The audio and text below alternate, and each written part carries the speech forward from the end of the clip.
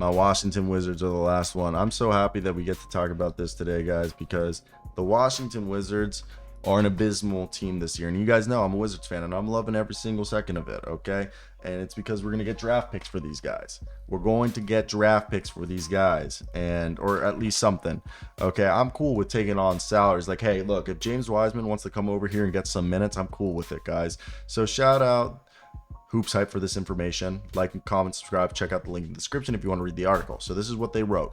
The Washington Wizards have several veteran role players expected to draw interest from playoff aspiring teams to fortify their thing. From Delon Wright, Landry Shamet, Danilo Gallinari, Mike Muscala, I bet you Thaddeus Young, a bunch of the other guys. Three of those four players, or three of everybody, basically everybody there except I think Landry Shamet is on an expiring contract.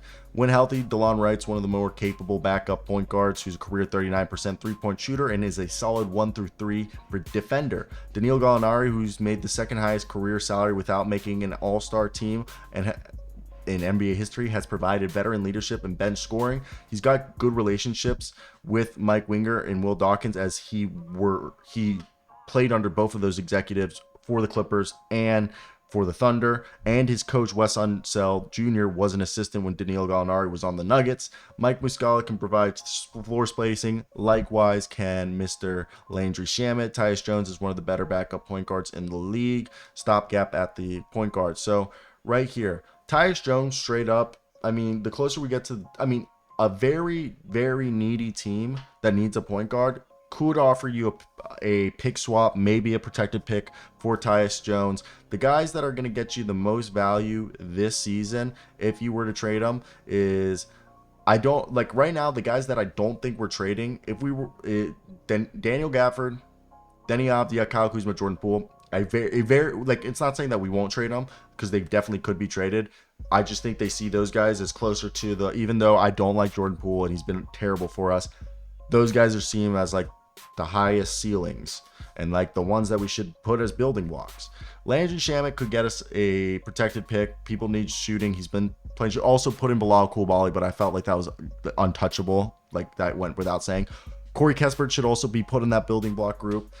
I think Pat Baldwin, Ryan Rollins, all those guys, the young guys will be. But if you look at the rest, Tyus Jones, Delon Wright, that's right there, $22 million. About right here, you get yourself, about $29 million with Danilo. You get to about $33 million with Mike Muscala. You throw in Anthony Gill could be traded. That's about $35 million. And then you have $45 million with Landry Shamet. And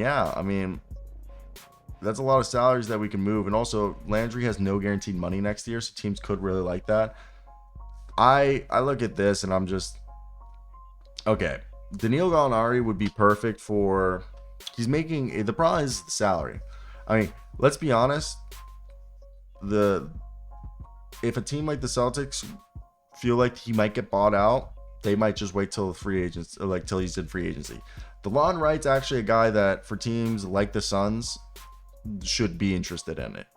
Mike Muscala, I could see for a team like the Clippers or maybe the Cavs. You just have to have a really good starting center. Tyus Jones would be great for basically any team that needs a backup point guard.